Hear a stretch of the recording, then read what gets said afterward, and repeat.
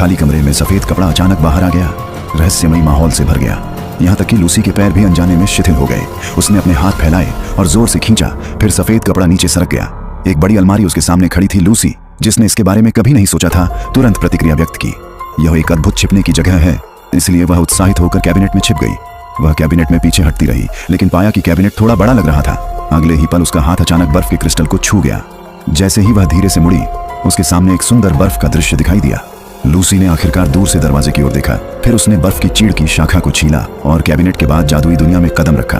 बर्फ के फूल आसमान में उड़ रहे हैं। जमीन एक नरम बर्फीली जमीन है, चारों ओर बर्फ के चीड़ का जंगल, एक चांदी जैसा जंगल है। गिरते हुए ताड़ के पेड़ का ठंडा स्पर्श, यह लूसी के लिए एक वास्तविक अनुस्मारक है। ये एक सपना नहीं है। हवेली की कोठरी में एक दुनिया है, एक स्वप्निल बर्फ और बर्फ की दुनिया।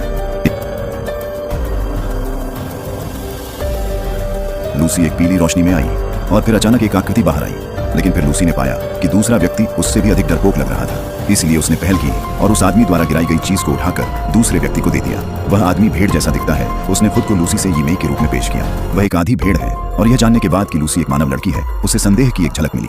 फिर उसने उत्साह से लूसी से कहा, इस बर्फ और बर्फ की दुनिया को नार्निया कहा जाता है। यह एक विशाल और लंबे समय से चली आ रही बर्फ से ढका एक जादुई महाद्वीप